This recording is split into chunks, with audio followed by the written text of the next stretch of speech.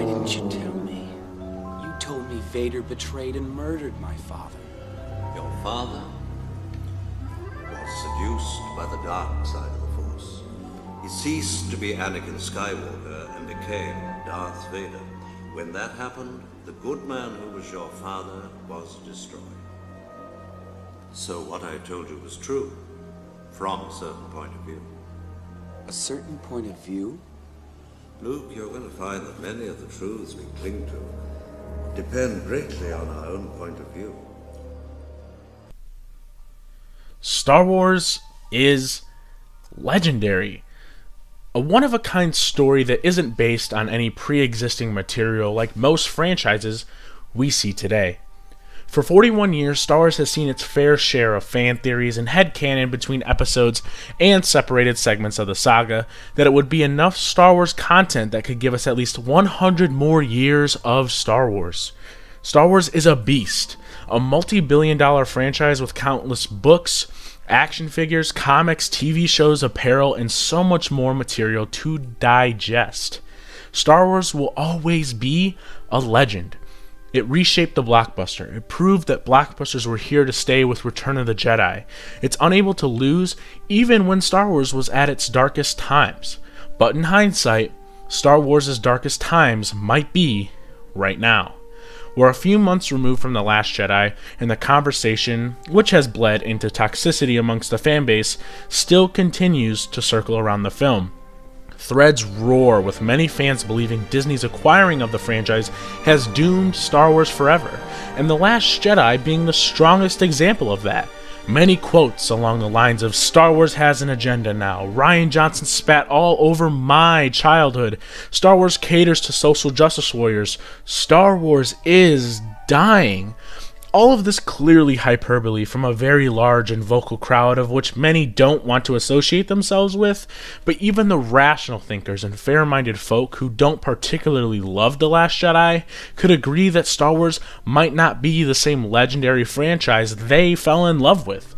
It might not even be the same ever again. Our perception of the legend of Star Wars is ever changing. In this video, I will seek to discuss the beauty of Rian Johnson's entry into the Star Wars saga, his cinematic language scattered throughout this epic, grand, personal, harmonic haiku of a Star Wars episode, and what he is saying about perspective, how most of the characters in the film lose, gain, or lack perspective, how Rian is able to create this through his finely tuned cast of characters, how Star Wars The Last Jedi might be a commentary on the fanbase and how we perceive Star Wars.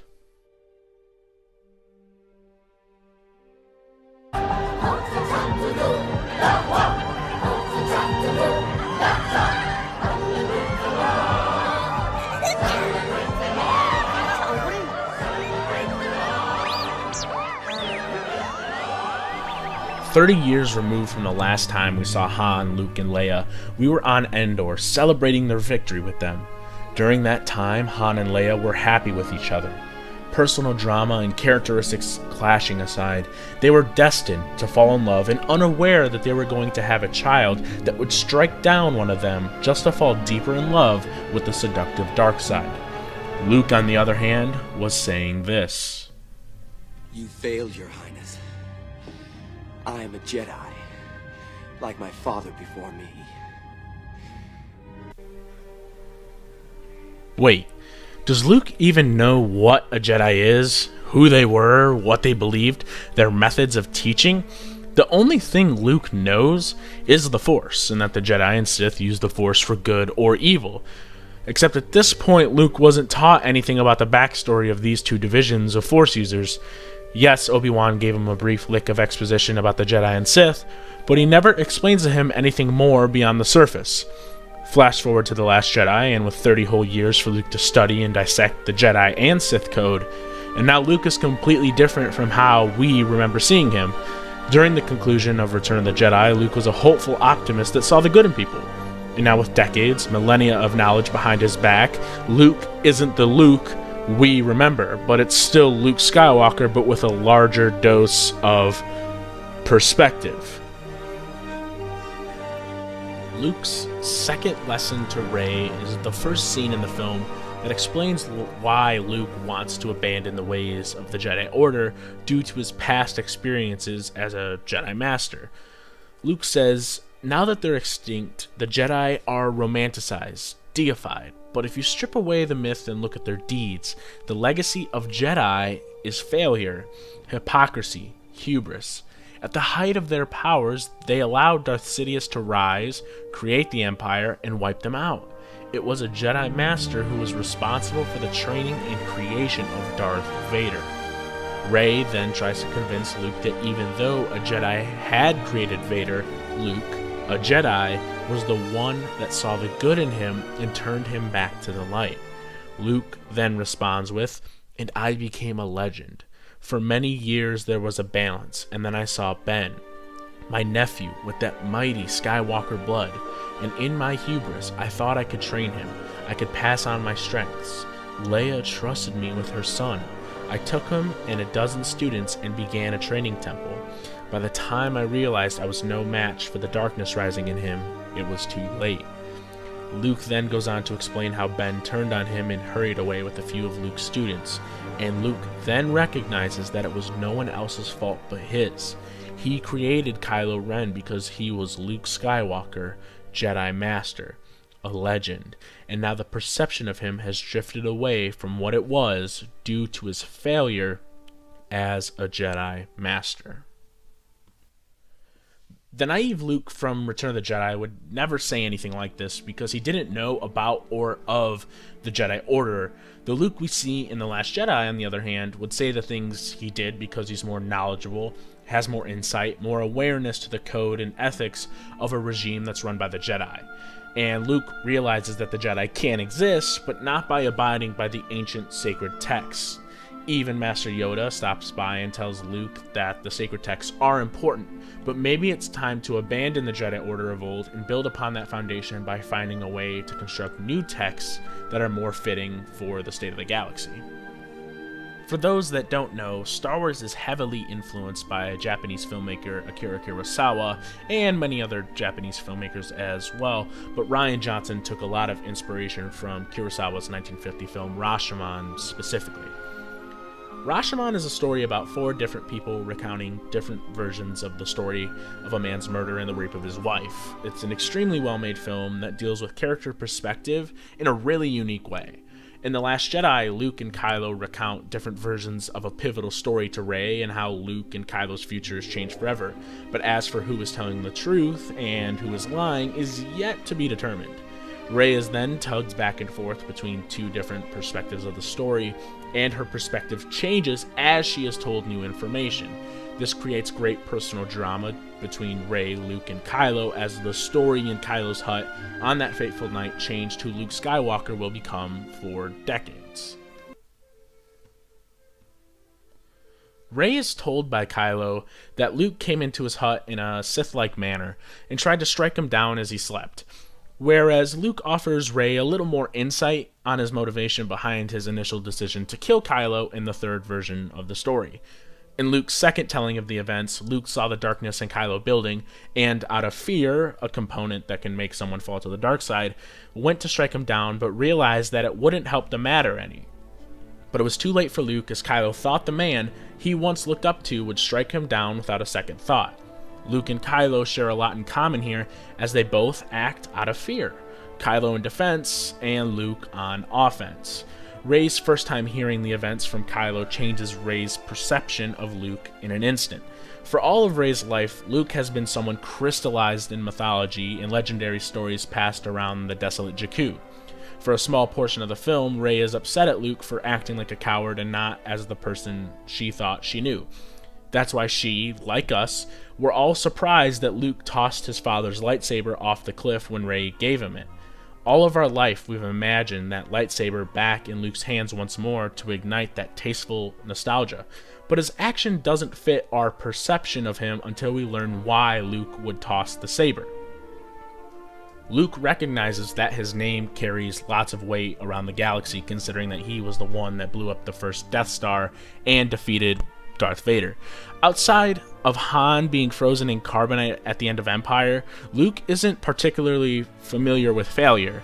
What we know between episodes 6 and 7 is that Luke began training a new era of Jedi, and the galaxy was seemingly at a balance and peace with itself.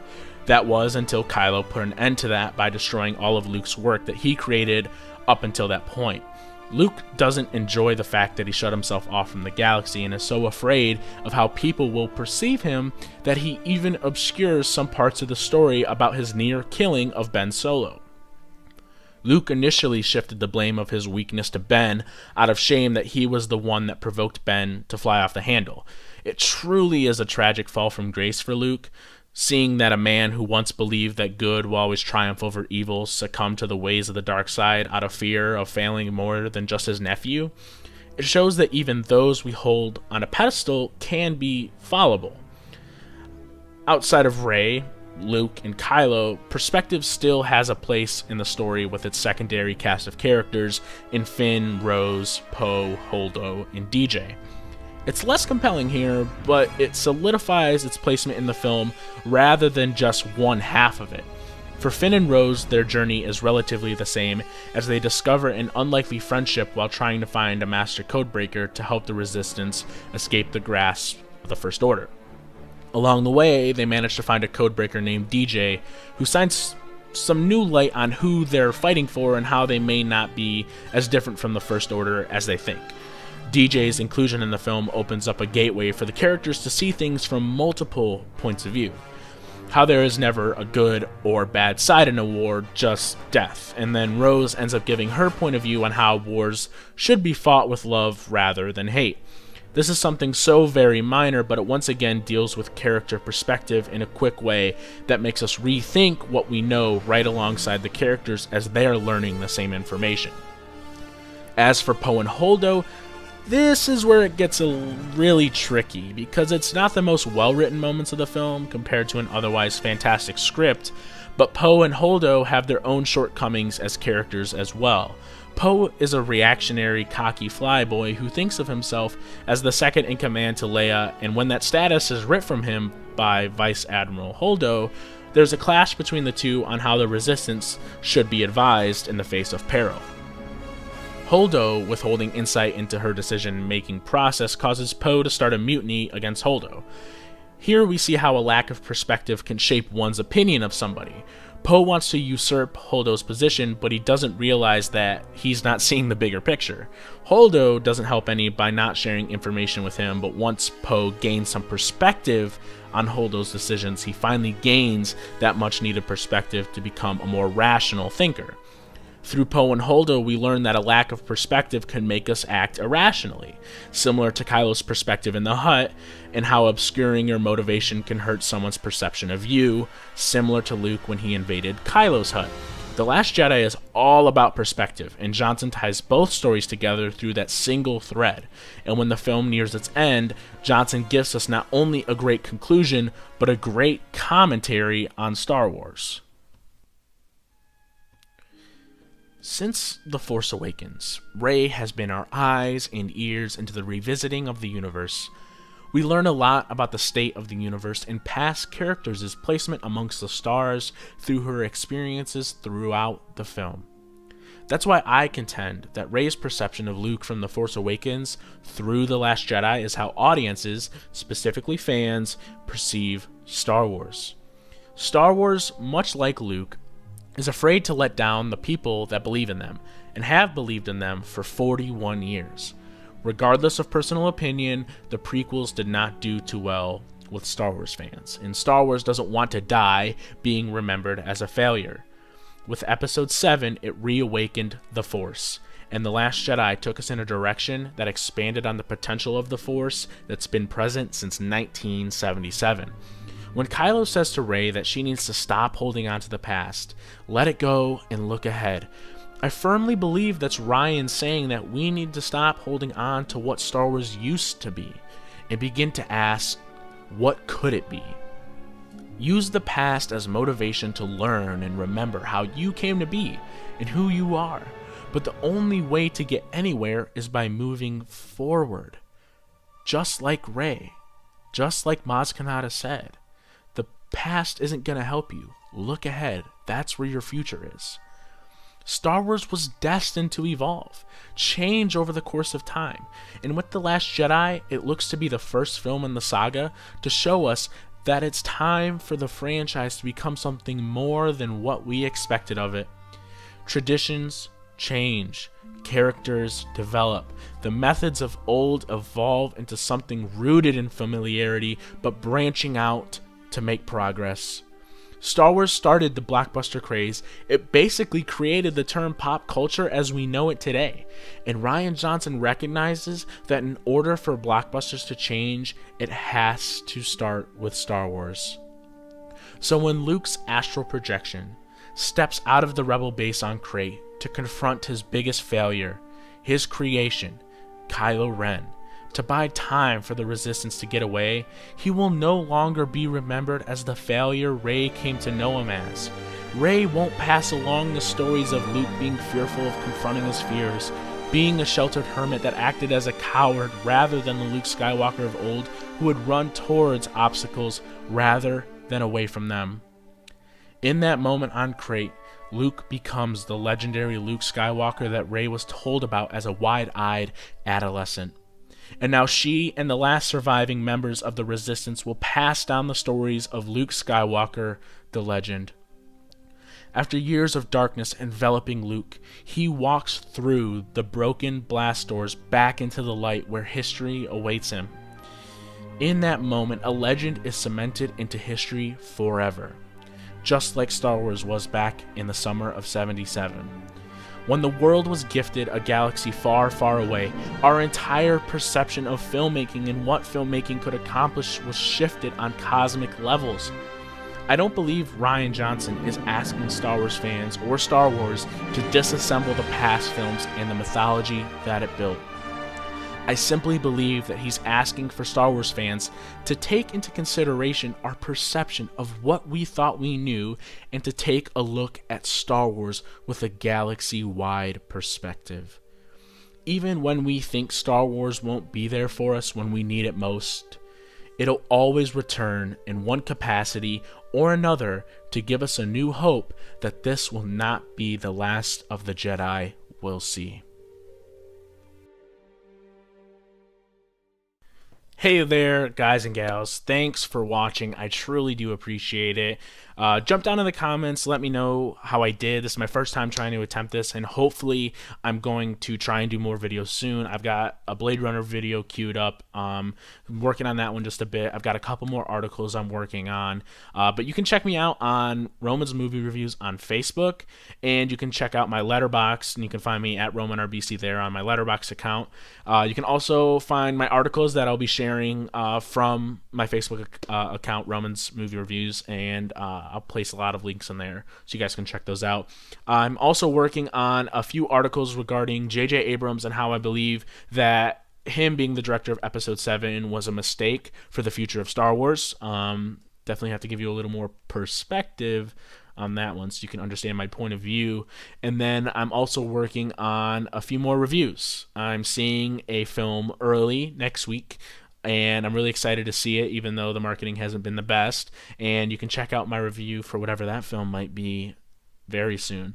So thanks for watching, guys. I got this up a lot sooner than I thought I would, but I spent my day off basically working on this to try and make it as nice and neat as possible. Again, not the best, but I'm working on it. So thanks for watching once again. Go ahead and hit that subscribe button if you're looking forward to future content. And also, pick up The Last Jedi on Blu-ray. It's getting ready to come out. I'm buying it in 4K, and I'm super pumped to get my eyes and ears onto that film again. And maybe I'll pick up some more stuff the more I watch it, especially with that John Williams cut that's coming out. So have a nice day. Thanks for watching.